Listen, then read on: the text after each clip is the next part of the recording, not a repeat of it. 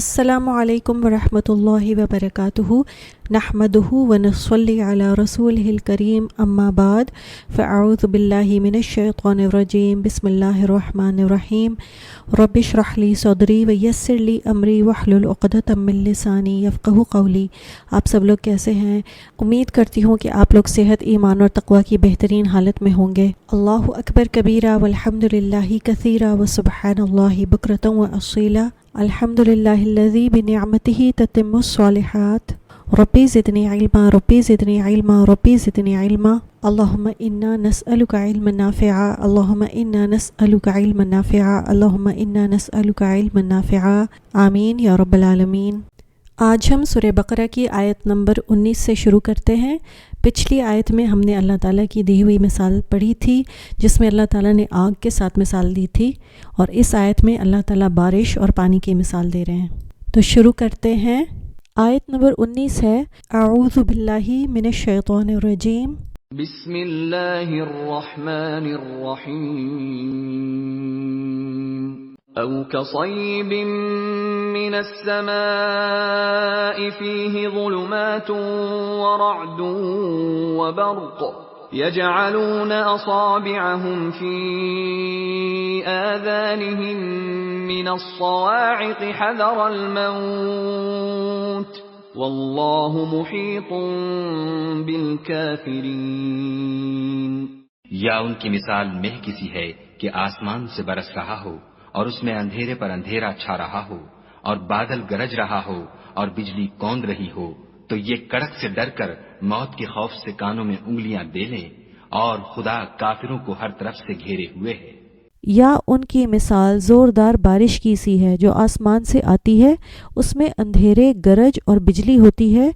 वो बिजली के कड़के सुनकर मौत के डर से अपनी उंगलियां अपने कानों में ठोंस लेते हैं, और अल्लाह काफिरों को घेरने वाला है। आयत नंबर 19 में मुनाफिकीन की एक और किस्म बयान हुई है। सब मुनाफिकीन एक जैसे नहीं हैं, बल्कि दर्जे हैं, किसी में कुछ सिफ्त है और किसी में कुछ। पहले अल्लाह ने आग की मिसाल दी और यहाँ अल्लाह ताला पानी की मिसाल दे रहा है।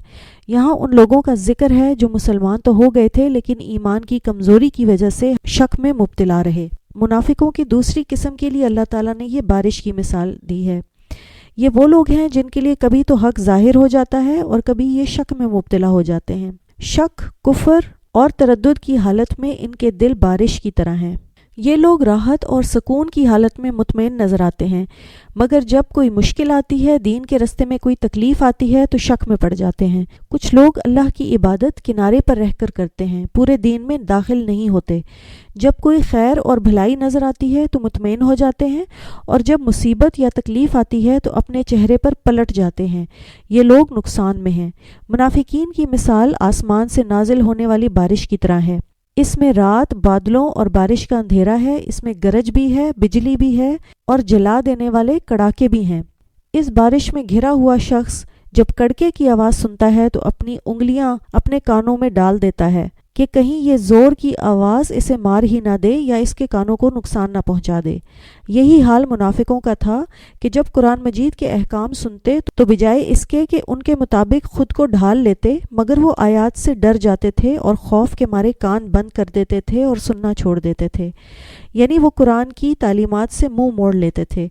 ये कुरान के आसान अहकामात लेते और मुश्किल आती तो अनसुनी कर देते थे। यहाँ बारिश ऐसी ही है जैसे आसमान से कुरान नाजिल हुआ।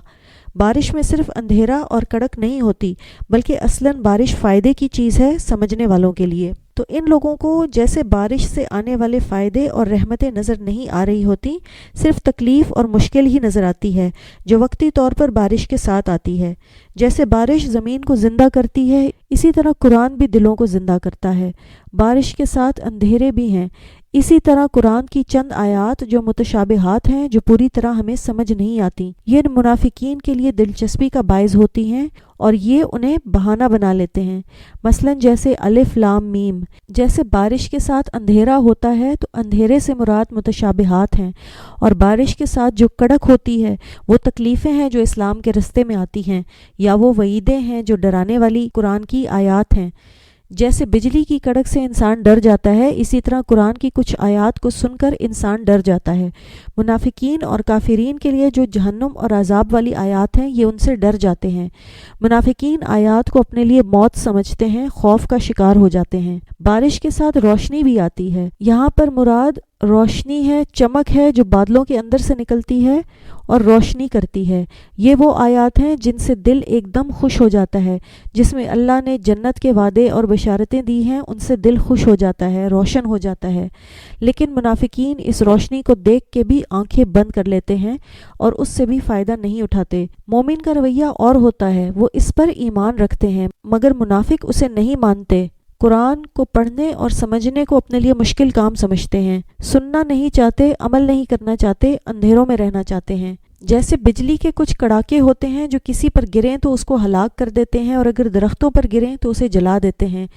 گھروں پر اگر اس طرح کی بجلی گرے تو گھر والے جل جاتے ہیں، اس میں ہلاکت اور موت بھی ہو سکتی ہے۔ تو جیسے جہاد کی آیات ہیں، یعنی اگر ان آیات پر عمل کرنا ہو اور جہاد پر جانا پڑے تو شاید مارے جائیں، تو یہ لوگ بہانے سوچنے لگتے ہیں کہ کسی طرح ہم جانے سے بچ جائیں، ہمیں کوئی قربانی نہ کرنی پڑے۔ نوح علیہ السلام کی قوم نے بھی ایسے ہی کیا۔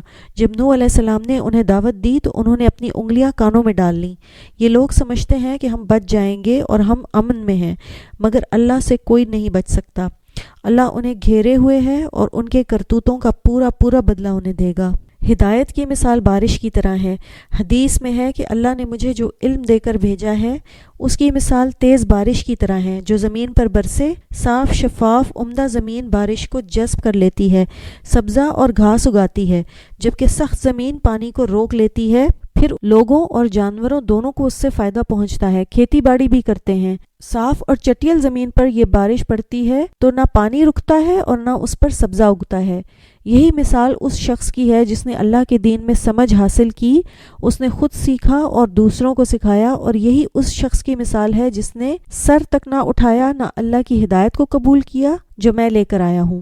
مومن کے لیے قرآن باعث اطمینان ہے، منافق کے لیے اندھیروں کا باعث ہے۔ وہ قرآن سننے کے باوجود اسے سمجھ نہیں پاتے، جبکہ اہل ایمان کے ایمان میں اضافہ ہوتا ہے اور منافق کے شک میں ہی اضافہ ہوتا ہے۔ منافق احکامات سے ڈرتا ہے جبکہ مومن احکامات کو قبول کرتا ہے۔ منافق پہ احکامات بجلی بن کر گرتے ہیں، نماز اور روزے کا حکم اس پر بجلی بن کر گرتا ہے، اور ان کے لیے زکوٰۃ میں بھی شکوک و شبہات ہوتے ہیں۔ منافق بارش کے فائدوں کے بجائے اس کے نقصان کو دیکھتا ہے اور اسے ایک مصیبت سمجھتا ہے۔ مومن خیر پر نظر رکھتا ہے اور ہر مصیبت کے وقت یہ سوچتا ہے کہ یہ وقتی طور پر ہو رہا ہے۔ بادل بھی چھٹ جائیں گے، اندھیرا بھی دور ہو جائے گا، اس کے بعد فضا بھی صاف ہو جائے گی، آسمان بھی نیلا نظر آئے گا، زمین بھی ہری بھری ہو جائے گی اور سبزہ آئے گا۔ مومن اس کو رزق سمجھتے ہیں۔ مومن اور منافق کے نقطہ نظر میں بھی فرق ہوتا ہے۔ اگلی آیت ہے آیت نمبر 20۔ اعوذ باللہ من الشیطان الرجیم۔ بسم اللہ الرحمن الرحیم۔ يكاد البرق يخطف أبصارهم كلما أضاء لهم مشوا فيه وإذا أظلم عليهم قاموا ولو شاء الله لذهب بسمعهم وأبصارهم إن الله على كل شيء قدیر۔ قریب ہے کہ بجلی اچک لے ان کی آنکھیں، جب بجلی ان پر چمکتی ہے تو وہ اس کی روشنی میں چلنے لگتے ہیں، اور جب ان پر اندھیرا ہوتا ہے تو ٹھہر جاتے ہیں، اور اگر اللہ چاہے تو ان کے کان اور ان کی آنکھیں چھین لے، یقیناً اللہ ہر چیز پر خوب قادر ہے۔ اس آیت میں بتایا جا رہا ہے کہ جب معاملات آسان ہوتے ہیں تو وہ اسلام کی طرف آتے ہیں، جب سخت احکام آتے ہیں تو یہ رک جاتے ہیں۔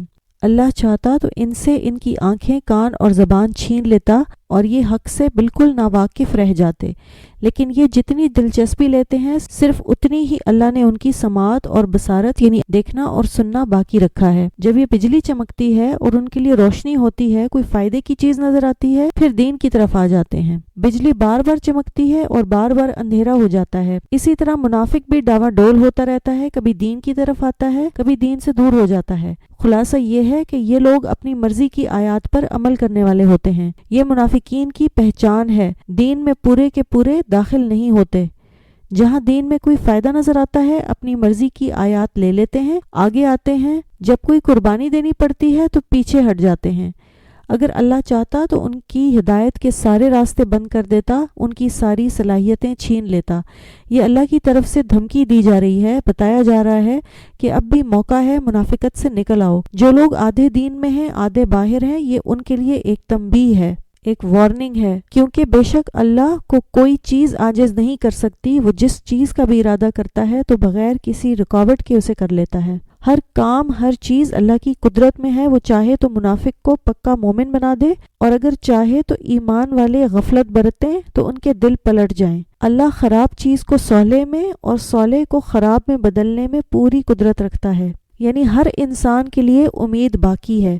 حضرت علی بن ابو طلحہ ہی نے ابن عباس رضی اللہ تعالیٰ عنہ سے اس کی تفسیر میں روایت کیا ہے کہ اسلام کو جب عزت اور سربلندی نصیب ہوتی ہے تو منافقوں کو بھی کچھ اطمینان ہونے لگتا ہے، اور جب اسلام کو کسی مشکل کا سامنا کرنا پڑے تو یہ کھڑے ہو جاتے ہیں تاکہ پھر سے کفر کی طرف لوٹ جائیں۔ ابن عباس رضی اللہ تعالیٰ عنہ نے اس آیت کی تفسیر میں روایت کیا ہے کہ یہ لوگ حق پہچانتے اور اس کا اقرار بھی کرتے ہیں۔ جب ایمان والوں کو ان کے ایمان کے مطابق نور عطا کیا جائے گا تب بھی روز قیامت یہ لوگ اسی طرح ہوں گے۔ چنانچہ کچھ لوگوں کو تو اتنا زیادہ نور عطا کیا جائے گا جس کی روشنی سے کئی کئی میلوں تک اجالا ہو جائے گا۔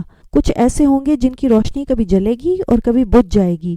روشنی ہوگی تو چلنے لگیں گے، جب روشنی بجھ جائے گی تو کھڑے رہ جائیں گے۔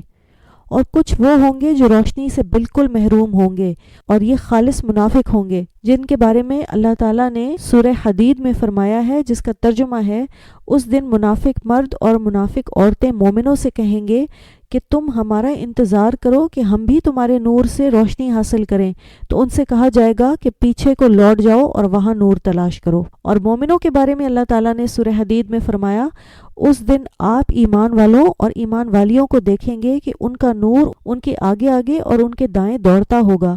کہا جائے گا آج تمہیں ایسے باغوں کی بشارت ہے جن کے نیچے نہریں جاری ہیں، وہ ان میں ہمیشہ رہیں گے، یہی بہت بڑی کامیابی ہے۔